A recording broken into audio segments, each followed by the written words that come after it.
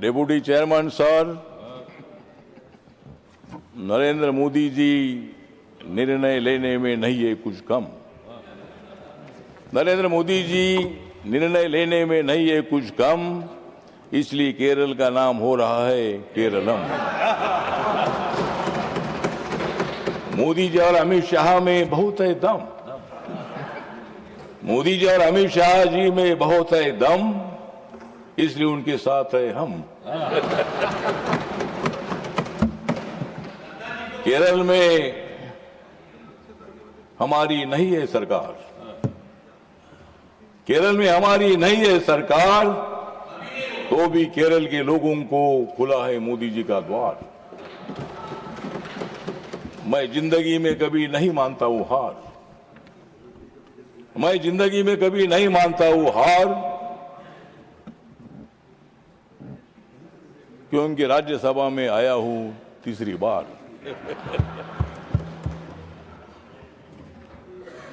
मैं कांग्रेस पर हमेशा करता हूं वार, कांग्रेस वाले यहां नहीं है। मैं कांग्रेस पर हमेशा करता हूं वार, इसलिए मुझे मोदी जी ने लाया है राज्यसभा में तीसरी बार। केरल में मैं जब जाता हूं तब मैं पीता हूं नारियल का पानी। केरल में जब मैं जाता हूं तब मैं पीता हूं नारियल का पानी, इसलिए मेरी सुधर गई है वाणी।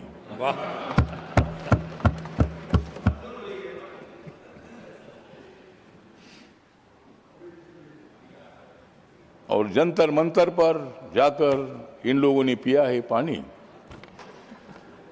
जंतर मंतर पर जाकर इन लोगों ने पिया है पानी, इसलिए इनकी बिगड़ गई है वाणी। मैं केरल जाने के लिए नहीं करता हूं कभी मिस। डिप्टी चेयरमैन सर, मैं केरल जाने में कभी नहीं करता हूं मैं मिस, क्योंकि मुझे बहुत ही अच्छा लगता है केरल का फिश। और इसीलिए आज यहाँ केरल का नाम केरलम हो रहा है। अच्छी बात है, यहाँ कोई राजनीति करने की आवश्यकता नहीं है, लेकिन केरल का नाम आपकी मांग थी, केरल का नाम केरलम होना चाहिए। मोदी जी ने स्वीकार किया। केरल की जनता पर हमारा बहुत बड़ा विश्वास है और हम राह देख रहे हैं कि कब हमारी वहां सरकार आती है। केरल में जरूर एक दिन हमारी सरकार आएगी, लेकिन हमारे जॉन हमारे साथ नहीं है। तो इसीलिए मतलब केरल का नाम जो केरलम, जो कि केरला में मलयालम भाषा में करने का मांग था, वहाँ के लोगों का, सरकार का मांग था, एमपी का मांग था, एमएलए का मांग था, जनता का मांग था। और इसीलिए हमारी एनडीए सरकार ने, मोदी सरकार ने केरल का नाम केरलम करने का निर्णय लिया है। जो ये बिल आया है, इस बिल का मैं समर्थन करता हूँ। और यहाँ तो चर्चा हो रही है, लेकिन कांग्रेस वाले रोज हंगामा करते हैं सर। रोज हंगामा करना ठीक नहीं है, मतलब करो हंगामा, लेकिन बाहर जाकर हंगामा करो। संसद में आना है तो यहाँ अच्छा काम होना चाहिए, इसीलिए ठीक बात है। आज यहाँ शांति से हमारे केरल के सारे मित्र हैं, हमारे डीएमके के सारे मित्र हैं, और हमारे आम आदमी पार्टी भी हमारे साथ नहीं है, लेकिन वो हमारे साथ अभी है, आज इधर है। हमारे संजय जी हमारे साथ है। अरविंद केजरीवाल हमारे साथ नहीं आएंगे, लेकिन संजय जी के साथ हमारे साथ आ सकते हैं। तो इसीलिए मतलब मैं इस बिल का मैं समर्थन करता हूं। और संजय जी हमारे मित्र है, मतलब संजय जी हमारे मित्र, हम आंदोलन में रहे, तो इसीलिए इस बिल का मैं समर्थन करता हूं। नमस्कार, प्रणाम, जय भीम। Thank you. माननीय श्रीमान हरीश बिरान जी। Thank you. The mic. Sir, thank you, Deputy Chairman, sir. Sir, it took almost 70 years for us to rename from Kerala to Keralam, sir. Now, sir, in the 17th century, sir, there was this Christian missionary and a linguist called Herman Gundert who had termed Kerala as God's own paradise. Now, sir, our tourism department has renamed it as God's own country, sir. Now, sir, why this God's own country, sir? Because we are we are strict on our secular credentials, sir. In the past as well as present, sir, and even in the future, sir, the secular credentials of our state binds our state together, sir. We are diverse in nature, sir. The diversity defines our state, sir, but we are completely secular in our nature, sir. Now, sir, this is the era of renaming, sir. There are a lot of renaming happenings everywhere. The roads are being renamed, railway stations are being renamed, airports are renamed, even the universities are being renamed, sir. But unfortunate part is that this renaming is reflecting some sort of communal nationalism and rewriting of history, sir, which is a very condemnable action, sir. Now, sir, as far as Kerala is concerned, sir, we are very happy about this name change, sir. But what is this name change indicate, sir? The approach of the union government in other aspects of the state, sir. Now, sir, when it comes to the developmental aspects of the state, sir, we are not a double engine sarkar, sir, but we are certainly, sir, a vital part of secular engine, sir.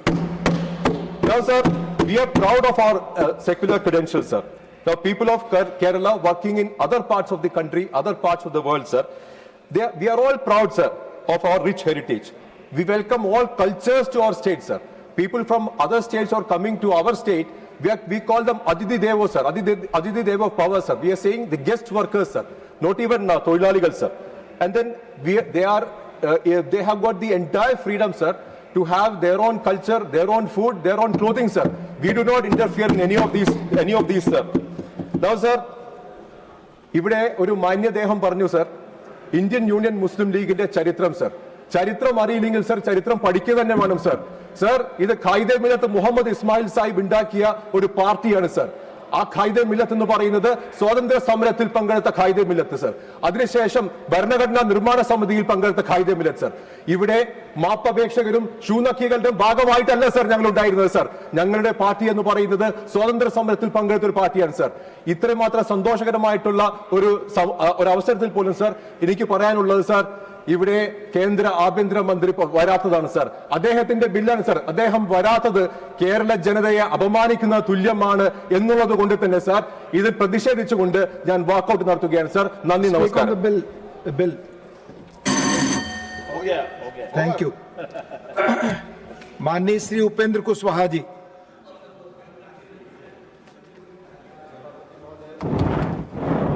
मैं अपनी party राष्ट्रीय लोक मोर्चा की ओर से केरल के नाम परिवर्तन से संबंधित विधेयक का समर्थन करने के लिए खड़ा हुआ हूँ. मैं केरल के लोगों को और केरल से बाहर भी केरल के नाम परिवर्तन से संबंधित अपने विचार को रखने वाले लोगों को शुभकामना देता हूं और साथ ही साथ भारत सरकार को इस बात के लिए बहुत बहुत भारत सरकार का धन्यवाद करना चाहता हूं कि केरल का नाम जो उनका हक था उसके अनुकूल परिवर्तित करने का काम भारत की सरकार ने किया है. महोदय, यह केरल के लोगों की भावना से जुड़ा हुआ विषय है. समय कम है, इसलिए जल्दी में बोलने की मजबूरी है. एक ऐसी ही भावना हम बिहार के लोगों की पुरानी भावना है, जिस भावना से मैं सदन को, सरकार को अवगत कराना चाहता हूं. अवगत तो सरकार है ही, लेकिन याद दिलाना चाहता हूं. महोदय, कभी बिहार का इतिहास भारत का इतिहास हुआ करता था. हम अपने इतिहास में जिस काल को सबसे स्वर्णिम काल के रूप में जानते हैं, वह बिहार का इतिहास था.